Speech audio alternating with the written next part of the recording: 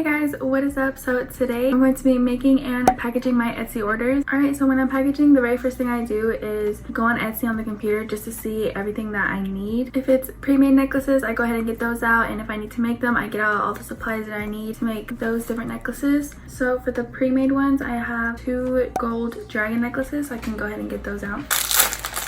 And this is how they look like. So recently I changed my packaging. And if you've been here a while, you know that I started off with cardstock paper. And now I would just rather do boxes. They look like that. And so the necklaces look like this. And so I'm just gonna go ahead and put the next necklace into its box.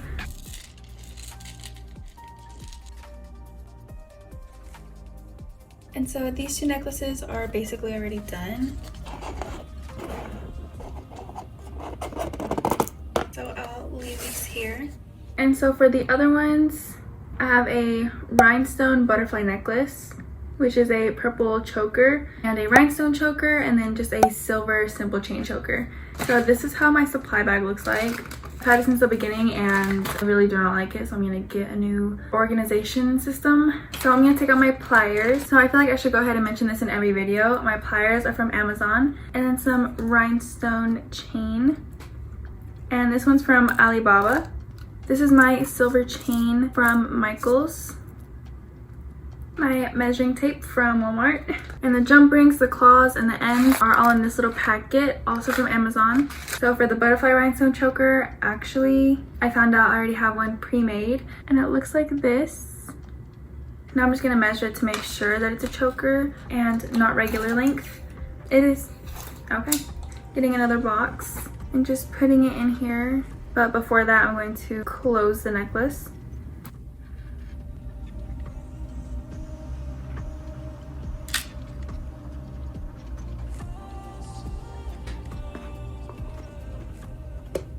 So now I'm going to start with the chokers. So they're both going to be at least 15 inches.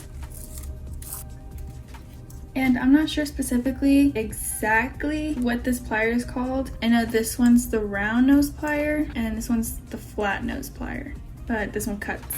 So I'm gonna cut right here, and then I'm gonna measure the rhinestone.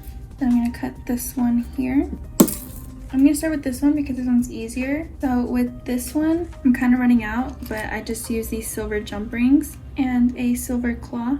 And honestly, I might as well just use the rest that I have left. So I go ahead and grab it with the flat nose and then use the round one to open it like that.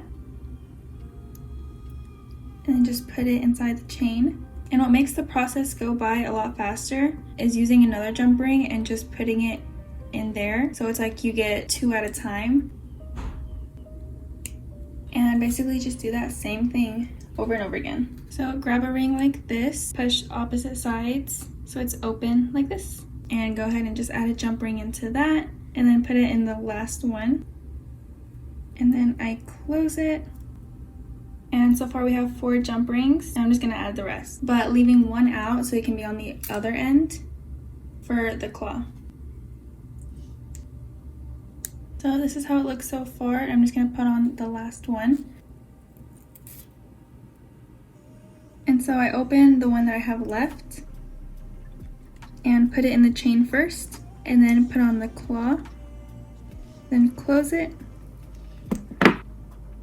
So I'm gonna go ahead and close this necklace, and it just looks like that. It's a simple chain. And so for the rhinestone necklace, the jump rings are exactly the same like that. It's just you can't put jump rings on this thing, so that's why we use different ends for this one.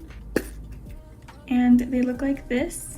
I'm gonna take out 2 of these and 1 lobster claw, and then I'm just gonna leave this bag out. So with this one, this is how I do it, and I just have the end just there staying still, and then I pick up the chain and just put it in there, and I need to straighten it out. So like that, the chain itself isn't like too far off or too on the end. Then I just hold the end with my finger and just close it, push it together on the sides, and then put down these little sticks.